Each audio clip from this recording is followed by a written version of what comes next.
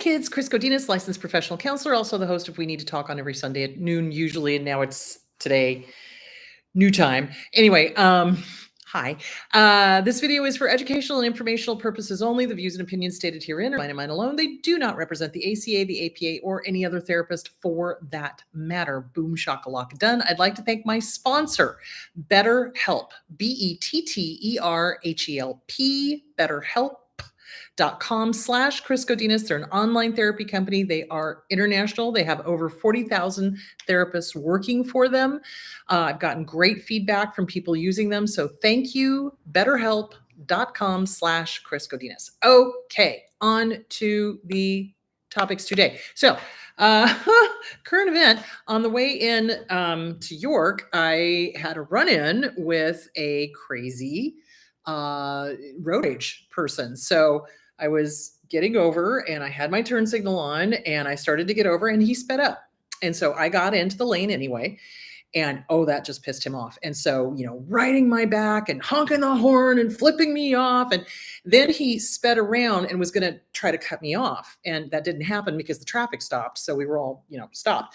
So he stops his truck in traffic. I mean, there was still traffic whizzing by, right? And starts screaming and yelling at the car. And I just was like, don't look, just don't look, don't give him anything, just gray rock, because I don't know who I'm dealing with. So, screaming and yelling and all of this stuff. And then after about, I would say a minute, I mean, that's a lot of rage. And I'm like, dude, you don't know me from Adam, and you were the one that sped up. So, interesting. So then he sped off and just, and all of this stuff. And I just kind of went, wow, he's going to have the day he deserves. So the best thing to do when you come across somebody who is crazy, that's crazy. That's crazy. Why would you spend your energy doing that? It's like, okay. So when you come across a road rager, ignore them. Ignore them. They're crazy. You don't know what's going on in their head. They could be armed. They could be on something. They could, have just gotten out of an argument and they just are looking for somebody to take it out on. Don't give them the opportunity. So if somebody cuts you off in traffic, yeah, you can be upset about it, but you don't need to chase them down and flip them off and scream and all that sort of stuff because crazy showing. So anyway, the ones who do road rages, statistically, guess what they have as their diagnosis? That would be narcissism and antisocial. Isn't that interesting? So that's another reason why you don't want to engage, because if you engage with somebody who's antisocial, rules don't apply to them, remember?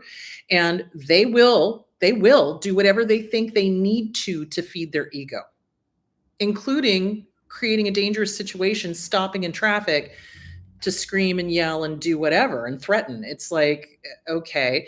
So remember, those types that do that, the ones who get violent, the ones who start screaming and yelling. I mean, I had an incident in Gilbert where there was a motorcyclist and this guy just decided he didn't like the motorcycle. The motorcyclist wasn't doing anything wrong. But at a stop, the guy got out of his pickup truck and started threatening the guy. And I got my phone out and I started taking pictures and started calling 911. Unfortunately, the guy realized, oh, shoot, people are taking pictures. But I'm just like, what kind of crazy do you have to have where you think that's okay? You know what I'm saying? I mean, that kind of anger, whoa, what is driving that, sir?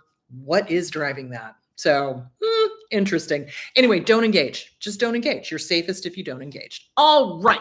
Let's talk about signs that you are healing from the trauma. Okay. So this is assuming that you have gotten out of the abusive relationship. You've started working all of this stuff.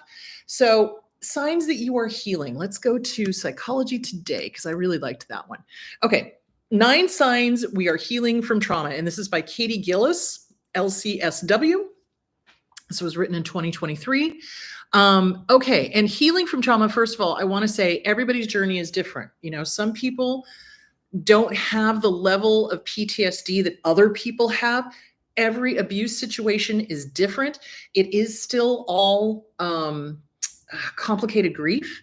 So, and that is the thing that I think is hard for survivors to kind of wrap our heads around, is that you can and healthfully should have multiple feelings at the same time. So in other words, you know you're healing when you're able to go, ooh, I really hate my abuser for what they did to me. And at the same time, I loved them at one point.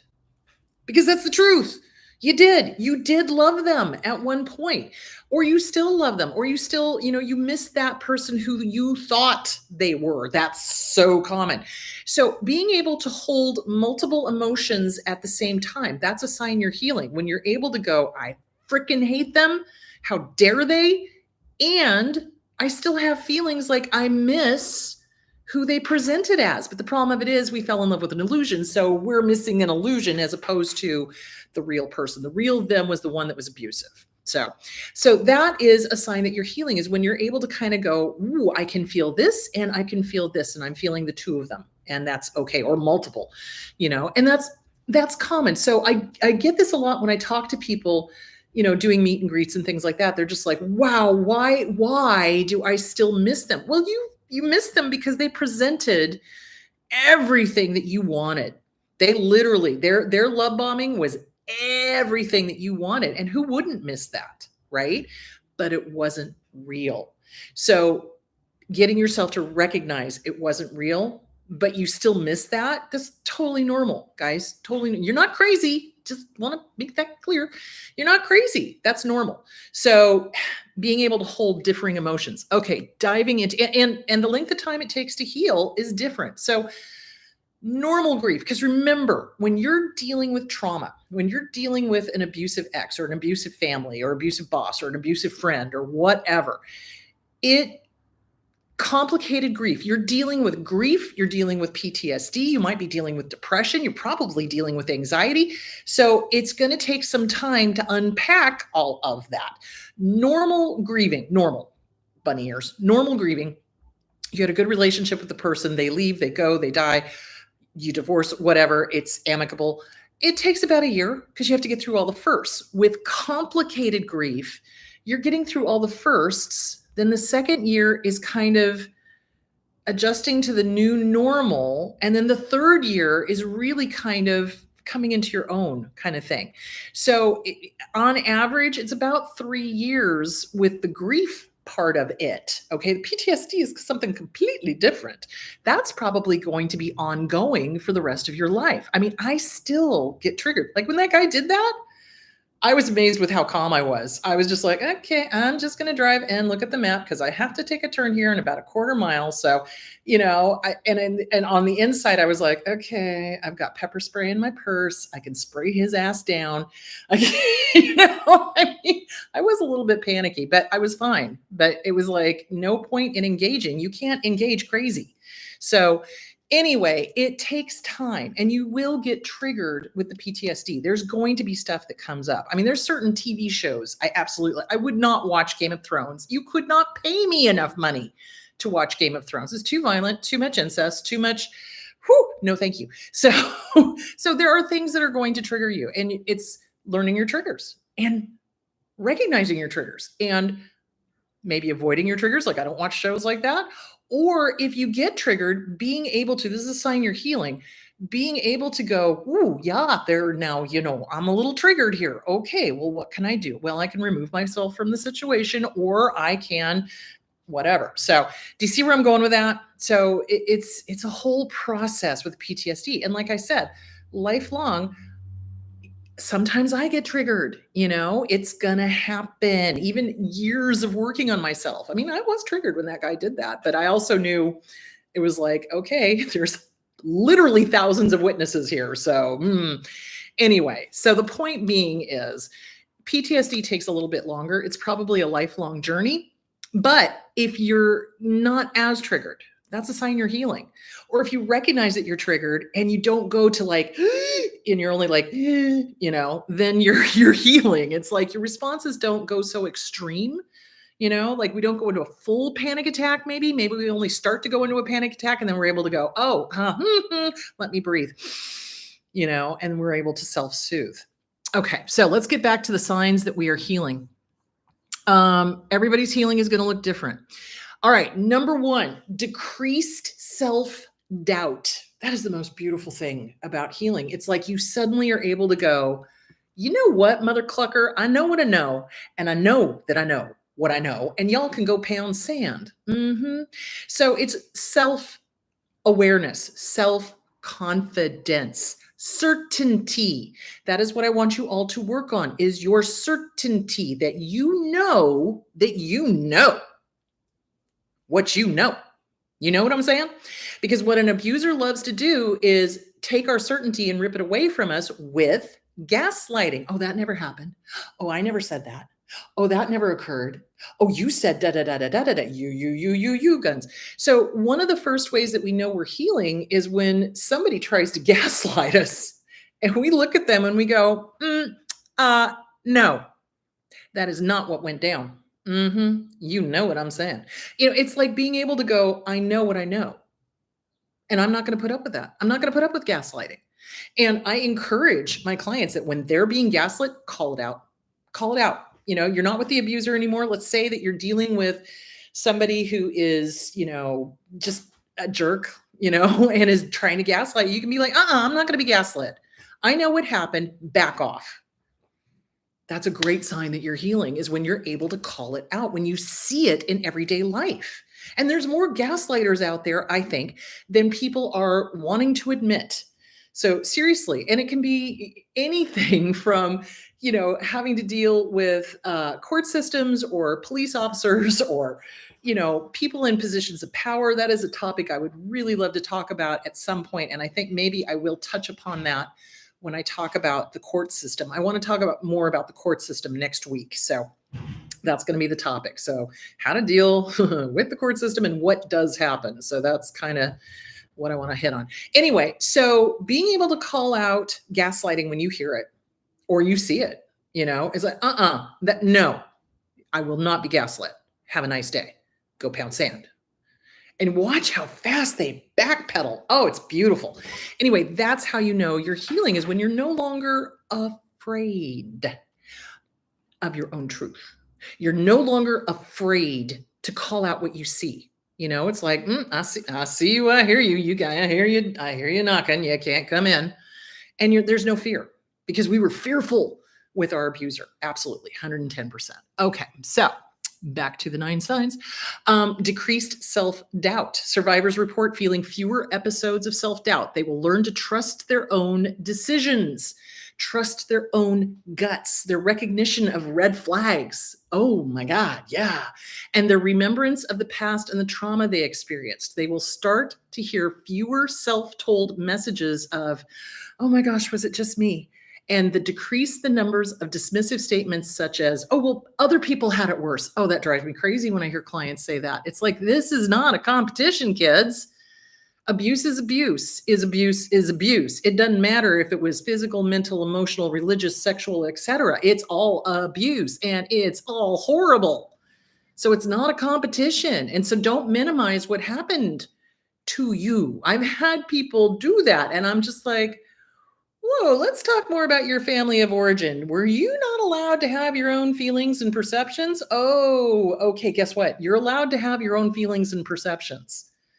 It's abuse. I'm sorry, it's abuse. It's gaslighting. It's rewriting history. Yeah. So do you see where I'm going with that? So you got to trust yourself. Trust your gut. When you start believing yourself and you start trusting your gut, like the red flag flows up, somebody gaslights you and you're able to go, that's a red flag.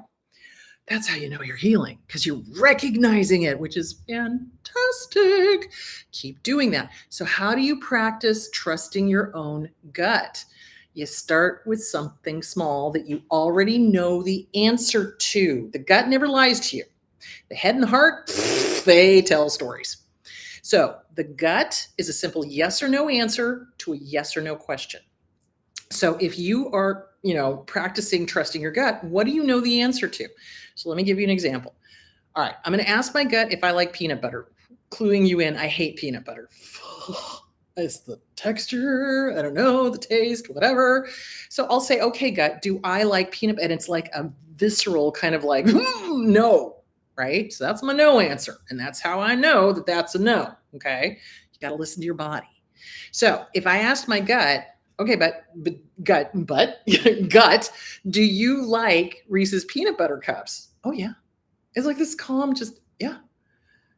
And that's how my body feels when it's a yes answer. So you got to start getting in touch with what is your no answer from your gut?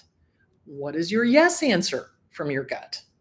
How does that feel in the body? And we're going to get onto that because that's another sign you're healing. Hold on. Where'd I go? There I am. Okay. Changes in health or body. When we start to heal one aspect of being mentally or one aspect of our being mentally or physically, it causes a chain reaction and spurs improvement in all other areas of life. Maybe one day you realize you haven't had any nightmares for the past couple of months, or that you can now look at pictures of the person without crying, or you haven't thought of them every damn day, multiple times a day. That's what we do. So changes in the way you think, changes in what you tell yourself, changes in your health. Part of it is that, and I talked about this earlier this week when I did the positive body image, is our abusers have lied to us about who we are as a human being, as a spirit in a human body. They have lied to us, and so they've made us think that we're ugly or fat or too short or too tall or whatever, so starting to really hear your body, love your body, listen to your body, exercise, take care of your body, do self-care, drink plenty of water. Those are all signs you're healing. So that is really important. Love your body because it's fantastic and it's beautiful and it's amazing. And that abuser was an idiot. So all right, back to this. Hold on. Okay. All right. Because nightmares are a sign of PTSD, by the way. So being less offended or bothered by others' boundaries and starting to have really good boundaries of your own. So when we're raised in a family where there's chaos and there's no boundaries, boundaries to us are like, what is this? What is this wall of no? I don't understand. So understanding that boundaries, excuse me, are healthy and normal and frankly needed, and then starting to develop our own boundaries, our own ability to say no. When you say no to bad stuff, that's a sign you're healing. Seriously. Like if somebody's like, trying to talk you into doing something you don't want to do, or, you're tired and you need to do self-care, but this person's like, come on. And you finally just go, no, and I mean it. That's healing. Because you're looking out for yourself and you're listening to your body and you're going, ooh, I'm tired. I need rest. So do you see where I'm going with that? So that is a sign you are healing. Okay. Having boundaries, respecting boundaries of others, respecting our own boundaries, creating boundaries, no longer having conversations with them in your head. How many of us have done that? Oh my God. And that's kind of goes along with not thinking about them every day. So we no longer have conversations with them in our head, and we're no longer thinking about them every day. And the reason why we think about them, and I think I talked about this a few videos ago, was the oxytocin. So the bonding. So bringing them up in our head is a way, maladaptive, to keep the oxytocin going so we don't go through withdrawals. You don't want to do that. Trust me, just go through the withdrawals. It's so much better. So that's what that is. So yeah, not thinking about them every day, not having a conversation, not arguing with them every day. That's a sign you're healing. Okay. Increased comfort, acknowledging and feeling the feels. So instead of dismissing your feelings, like, whatever they are, shame or embarrassment or anger or sadness or hurt or lonely or any of them, instead of like, oh, I'm not going to think about it. I'm not going to feel it. I don't want to think about it. I don't want to think, well, what am I doing the whole time? I'm thinking it and feeling it.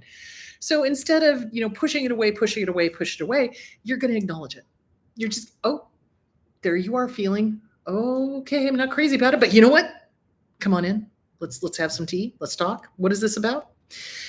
Who are you? Why are you here? Oh, sadness. Ooh, yeah. Okay, I feel the sadness. Yeah, this was sad. I didn't deserve this. Wow. Ouch.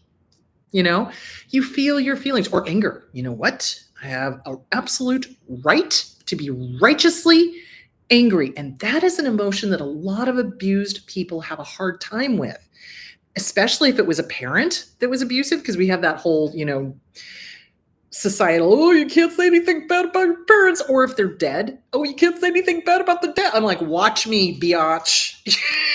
You know what I'm saying? So it's okay to be angry. So feel the feelings. Emotions are not bad. It's what we do with them that make them harmful or helpful. Okay. So that guy felt anger, right? So his way of dealing with it was potentially harmful, to himself and to me. So, angers just point out that there's something else going on underneath. And if that person, and honestly, as I drove along, I was like, God grant him the ability to have the day he deserves, number one. And number two, to be introspective enough to kind of figure out, what is that about? That level of rage was inappropriate to what happened. So, that's something to think about. It's like, if you get really, really angry, what is going on? What is driving it? Is it fear? Is it sad? Is it hurt? That's usually what drives anger. So, okay. Acknowledging our feelings, feeling the feelings. We know we're healing when we don't run away from our feelings. And think about it. Abusers hate emotions, hate them, hate genuine emotion, any genuine emotion, happy, sad, angry, the whole thing. Although they do feed off of people's fear. I will give you that, because they're evil like nobody's business, but they can't stand genuine emotions. And so when somebody has a genuine emotion, it angers them to the core. Why? Because they can't feel it. And if somebody has something that they cannot have, it pisses them off because they're assholes. Anyway. All right. Okay. So being able to feel your emotions and not be afraid of them. Being able to feel your emotions, not be fearful of somebody shutting you down. That's a sign you're healing. Increased comfort with asking for help from others. So many of us, when we come out of an abusive family of origin, or we come out of an abusive relationship or whatever, we just don't ask for help. Why?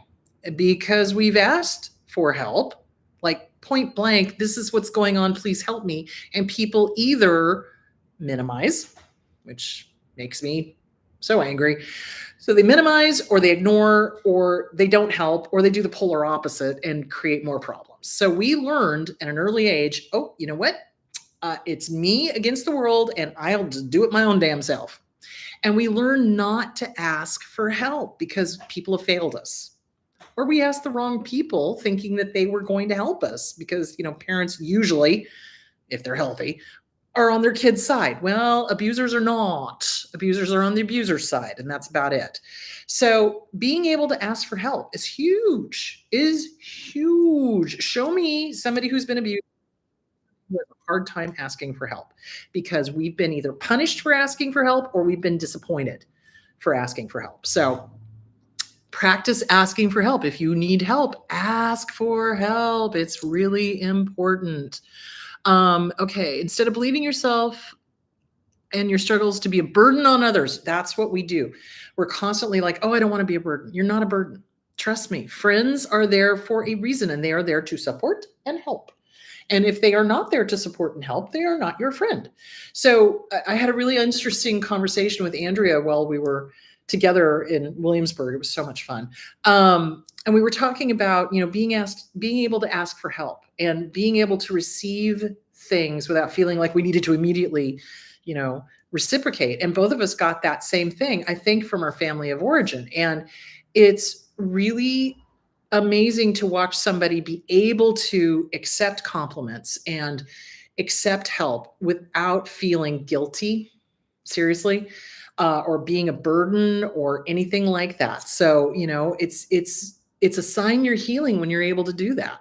So, because we're told we're a burden. I can't tell you the number of times my dad would be like, well, if it wasn't for you, I could retire. And I'm like, frick, retire, dude. I'm not stopping you. I've been out of the house since I was 17. I'm 28 now. What the hell?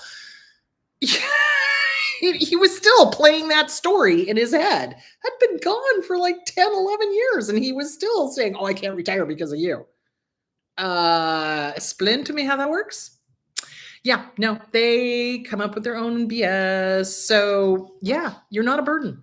You're not a burden. When you realize when you realize the level of BS that your abuser told you, that none of it was true, and you're able to go, how exactly does that work again? Explain that to me when I've been gone for 11 years. Huh? Yeah. When you're able to go, that's BS. That's a sign you're healing. You recognize the story. You recognize the BS. You recognize the outlandish blaming, shaming, guilt tripping. It's like, really, dude? Really? None of it's yours. None of it's yours. You don't have to accept it. So it's kind of like the story with Buddha when the angry man comes to him. Kind of, this made me think of the guy in the car too, and he's offering him the gift of anger. And so Buddha goes, I refuse. And that's kind of what I did in the car. It was very funny. I started laughing. I was like, this is hysterical because I'm not accepting this gift. You can have it. Have the day you deserve. You know what I'm saying? And so it's like, you don't have to accept it. You don't have to accept it. Just because they say it doesn't make it true. And remember, abusers say things over and over and over and over again because they're trying to brainwash you and they're trying to make it true. And it's only true if you believe it, and it's not true. So there that is. Okay, back to this. Increased self-compassion. Self-compassion is when we have compassion for ourselves. Many survivors struggle with this as it was not shown to us in our childhood. My father was incredibly vindictive. And if he felt you insulted him, he'd make sure you paid. Oh, absolutely. So self-compassion. As we heal, we learn how to show ourselves kindness and give ourselves grace for our mistakes. Because we're going to make mistakes. We're not perfect. And oh boy, that pisses off the abuser like nobody's business.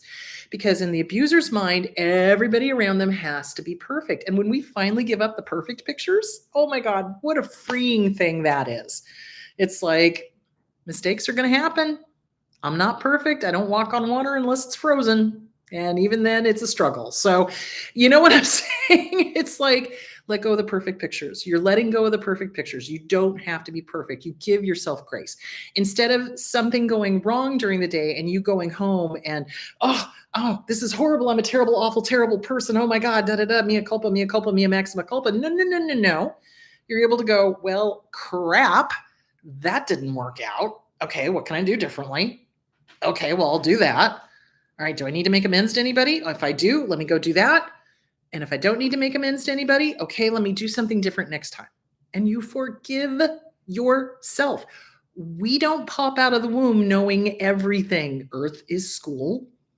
So we have to kind of go from our mistakes. That's how you know you're healthy, is if you learn from your mistakes. People who are not healthy to make the same mistake over and over and over and over and over and over again, expecting a different outcome.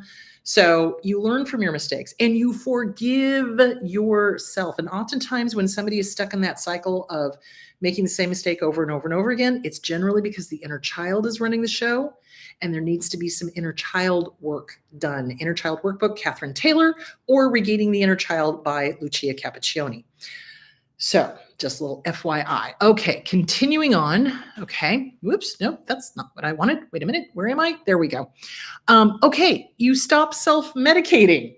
A lot of survivors will notice a decline in self-medicating. So I'm alcoholic. Hello, I wanted to drink myself into oblivion because it was painful, because my dad's message was awful. It was terrible. It was hurtful. It was awful. So yeah, for a long time, I was a drinker, heavy, and I'm glad I don't do that anymore. So yeah, we stopped self-medicating because we realized we don't need to, because we don't have those tapes or those automatic messages, that internal critic going off in our head, and we don't believe them. So even if my internal critic pops up, I'm able to go, whoa, dude, I hear you. I see you. I hear you knocking. You cannot come in. Why? Because I say so. I am the boss of you. You are not the boss of me. I get to love myself. You know why? Because I say so. Let it go. So that's a sign that you're healing. Okay. All right. Back it up. Where am I going? Okay. Yeah, it's going to take time. I think that's the biggest thing that this article just keeps saying. It's like everybody's timetable is different. It depends on what you're working on. It depends on how dedicated you are to working on yourself. So oftentimes I'll have clients that it's so funny. They'll be like, well, when is this going to be done? When is it going to be over? I want the easy button. I'm like, there is no easy button. You got to go through it. You got to feel it to heal it, kind of thing. You got to work it through. You got to figure out why you got into this relationship. Who did this person remind you of? What were you trying to heal from your childhood? What was going on? What made you believe this person's lies? How can we strengthen you so that will never happen again? We got to go through all of this stuff. So it's funny to me when I have clients come to me and they'll be like, oh, things are not going well. And da, da, da. First question I ask them, and they know this. Are you working the self-esteem workbook? Are you doing the mirror work? Have you read the Inner Child Workbook? Have you worked it? Are you reading Facing Codependency by Pia Mellody? Have you done The Disease to Please by Harriet Breaker? Are you doing CPTSD From Surviving to Thriving by Pete Walker? Oh, the answer is no? And then eventually they'll be like, I know. And I'm like, well, I know you know, but I want you to know, you above all others are worthy. Listen to me now. Believe me now. You above all others are worthy of your own time, your own love, and your own attention. This is important work for so many reasons. If you're a single person or if you don't have kids, it's because you want to live the best life you can live. You want to be happy, right? You want to be able to eventually, at some point, go out and date again and not pick an abuser. It's hugely important. If you don't work on all of this stuff, I can guarantee you that inner child of yours is going to go, hey, there's somebody who kind of sort of reminds me of the person I had the hardest time with growing up. I know if I can make them love me, I prove mom and dad wrong. Half of a doo-doo sandwich, total doo-doo sandwich. You'll do the process all over again. You don't want that. If you have kids, you are modeling for them self-esteem. You are modeling for them self-care. You are modeling for them healthy. And so that's why working on yourself is so vitally important. It's for you. It's for the kids. It's for the society. It's for, having a healthy you is hugely important. You are important, whether you believe it or not. And that is something I want you to work on, because your health is not isolated. We are not in a vacuum here. We all interact with each other. If that guy had been working on himself, he wouldn't have screamed at me. Do you see where I'm going with that? So it is a societal thing. It is also an individual thing. So, and it's a role model thing. So you want to be a good role model for your kids, and you want to be the best person you can be for you so that you're not repeating the same patterns over again. So really important to work on yourself. Okay, hold on. I am going to get to the questions. Hold, please. Okay. This is from Naples Community Injury Center. 8 signs your body is releasing and healing trauma. You feel your emotions. We talked about that. You don't feel sick anymore. A lot of times, a lot of body aches and pains will resolve themselves once we get rid of the abuser. We start looking forward to activities again. Oh my gosh, we start laughing again. We start enjoying hobbies again. So often when we get out of an abusive relationship, we feel like we can't laugh, or we can't enjoy our life, or it's not okay to have fun, or it's not okay to enjoy hobbies, or it's not, because the abuser had given us so much crap for living and being joyful. And the funny thing of it is they picked us because we had emotions, because we do enjoy life, because we like doing hobbies, because we are social. So they pick people that they want to absorb and become. But once they realize they can't become that person, oh my gosh, they punish us like nobody's business, and they make us wrong. Or they try to take over our hobby, or they try to take over things that are important to us. And then we're like, oh, I can't do that. Yeah, you can. Yeah, you can. As a matter of fact, that needs to be a to the abuser. Go back to your hobbies. Do the things you love. Go for it. Laugh. Have fun. Those are the things they wanted to take away. Go do it. Go do it. That's why I love Ryan Reynolds. He makes me laugh so hard. Anyway, so yeah. Do you see where I'm going with that? So there's that. Hold on. You no longer feel tense and anxious. You're not constantly looking over your shoulder going, oh my gosh, that kind of thing. You have less pain. You you are starting to feel like your blood pressure is finally going down. Your heart rate relaxes. You're doing good. You stop reliving the trauma. So again, you stop thinking about them, et cetera, et cetera, et cetera. So there is that. I thought that was a good article. One more thing. Okay, 10 hopeful signs you are healing from trauma by the Attune Philadelphia Therapy Group. Okay, you're feeling safe in your body. Oh, that's huge. That is huge. And there's a wonderful ability to be able to go, again, holding different emotions at the same time. You may not feel safe in a place. Like, sometimes have you ever been to a city and you just walk outside and you're like, ooh, this does not feel safe.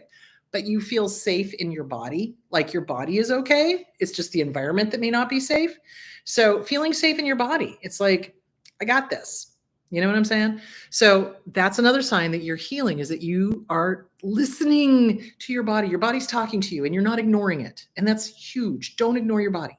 Your body is talking to you. If you're having a stomach ache, investigate.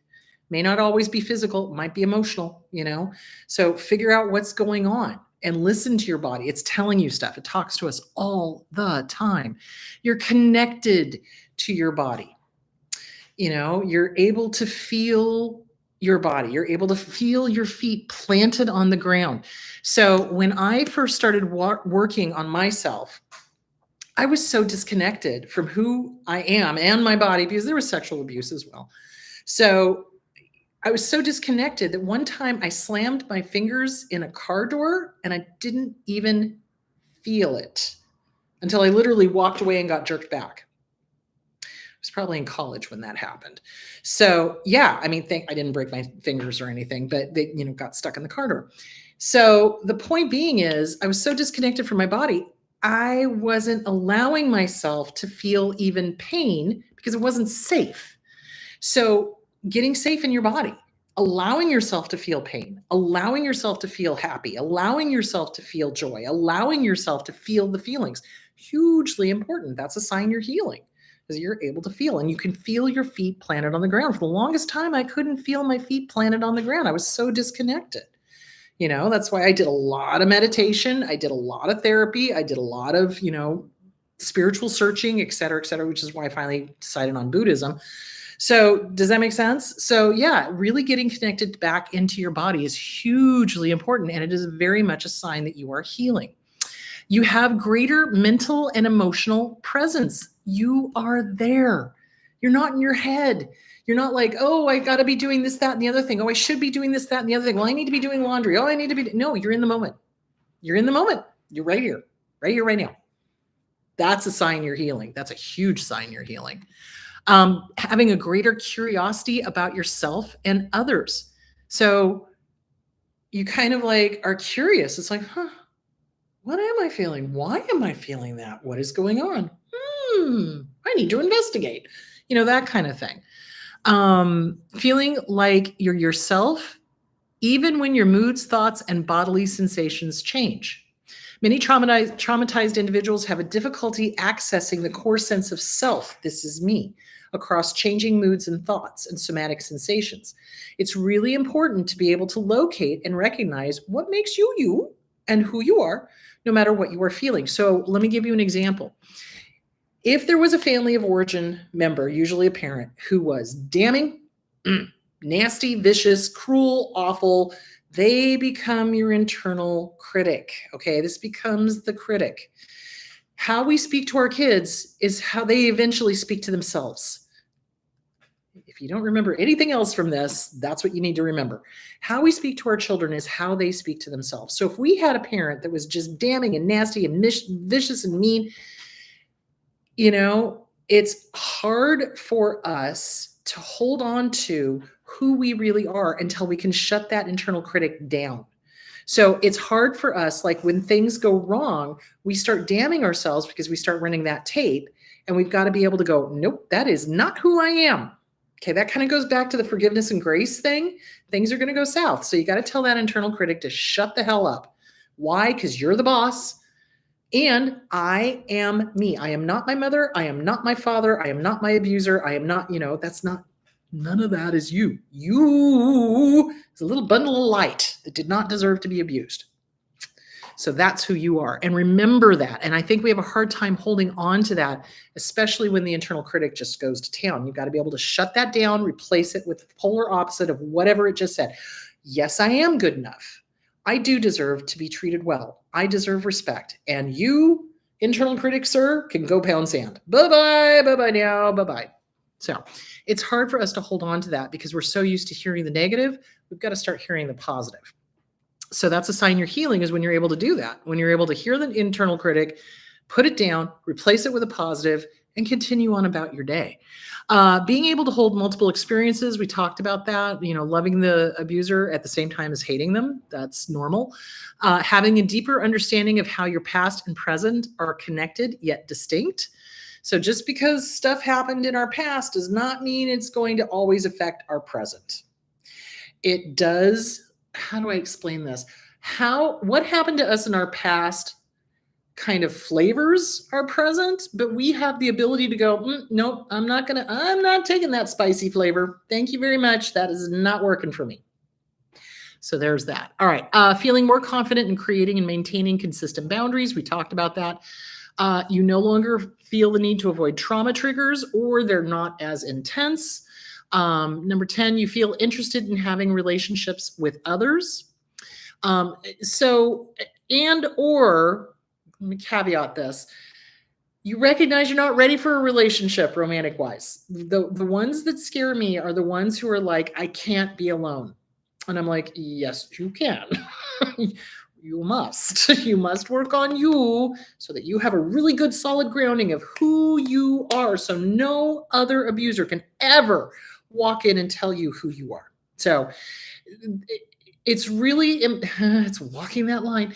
It's like you don't want to isolate, but you also don't want to dive into another relationship. You're not ready. So here's my basic rule. It's like from the time you recognize that it was abusive and you got out, 1 year of solid working on yourself, and you would be wise to do all of the books I talked about, Self-Esteem Workbook by Schiraldi, Inner Child Workbook by Catherine Taylor, or the one by Lucia Cappuccioni, Facing Codependency by Pia Melody, The Disease to Please by Harriet Breaker, CPTSD From Surviving to Thriving by Pete Walker. All of those books, really important to work on yourself, so that you know who you are, so that nobody can tell you who you are. So that, again, healthy sign, somebody tries to tell you who you are and you're like, stop right there. I don't think so. Bye-bye. Do you see where I'm going with that? So yeah, so there is that. Okay. People who are healing from trauma feel safer. They feel safer in their world, safer in themselves. There's less avoidance. They're more present. They seek out relationships with healthy people. They recognize red flags when they see them and they go, no, thank you. They're more at ease with themselves, more comfortable in the present.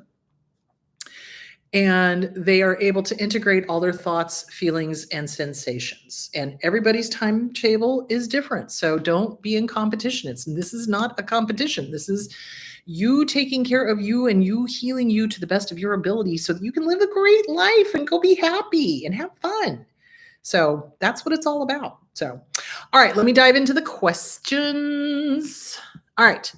What about feelings that come from harmful messages we received while being abused? For example, insecurity resulting from the constant put downs. So what you do is you acknowledge it. You don't want to resist it. You want to acknowledge it. I hear you and I see you. I hear you put down. I see you. And guess what? You're a liar. Yes, you are. You're a liar. And then you give examples of how it's a liar. So you're challenging it and you're replacing it. You don't ever want to resist feelings. Okay. Our abusers told us all sorts of crap. My dad constantly told me that I was stupid, number one. And that I was fat, number two. And I look back at pictures and I'm just like, I'd love to be that fat now. I was not fat. So you know what I'm saying? So they constantly give us that stuff. And so you don't want to resist it. You want to go, yeah, he told me I was stupid and fat. Interesting. Okay. Well, let's get curious about that. Why would he do that? Oh, he was threatened. He was very threatened by me. And he had horrible body image, horrible self esteem, horrible. He's crazy. So, I mean, you got to start, kind of investigating. Now, what you don't want to do is you don't want to be like, oh, he told me I was fat and stupid. I'm not going to think about, I'm not thinking about that. I'm not thinking about, I'm not thinking about, I'm not thinking about, I'm not thinking about, I'm not thinking, what am I thinking about the whole time? And we start believing it. So that's why you got to challenge it. You got to be, I hear you and I see you.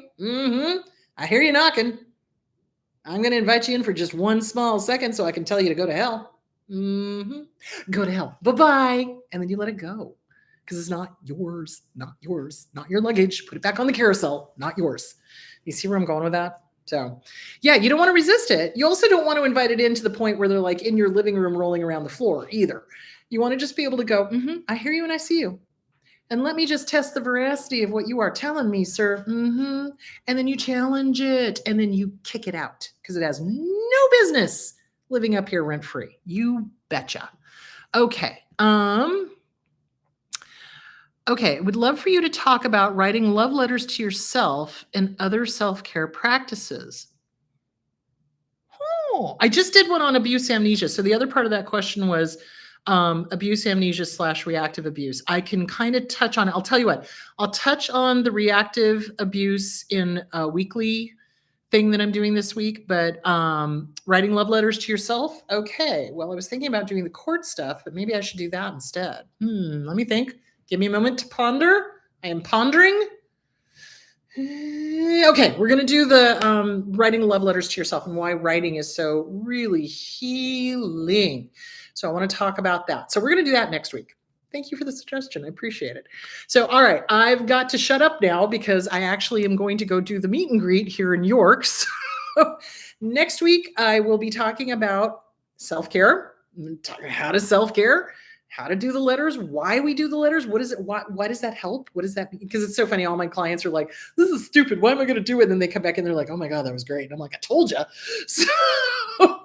So, all right. So we're going to talk about writing love letters to ourselves, why that's important, and also writing angry letters to the abuser and burning them. Why is that important? We're going to talk about all of that, how our brain processes all of that. What am I thinking? I don't know. So that'll be next week. Oh, I know what I was going to say. If you are interested in purchasing tickets still, I still have Nashville coming up on the 17th, and I have Philadelphia next weekend, which is the 10th. So you can go to chrisgodinas.com, appearances, and you can get tickets there. So, all right. Well, for those of you going to York, I will see you in about an hour. So, all right, guys, go be awesome. Take really good care of yourself. Seriously. It's like, do not allow that internal critic to get to you. If it starts saying, here's the deal. If it says anything less than, I love you, good job, keep going, you tell it to go pound sand. Seriously. Like, I'm not accepting this. This is not mine. Bye-bye. And then you can write it out and call it out and just be like, no, I'm not accepting this anymore. I'm sorry. I resign. I quit. I'm not accepting abuse anymore. Thank you. Do you see where I'm going with that? We'll talk more about that next week because that's another good letter is the resignation letter. So, all right, my loves, I will talk to you later. Be good. And I will see those of you in York in a few minutes and hour. And I will see you guys in Philadelphia next Saturday. So excited. All right. Talk to you guys later. Bye.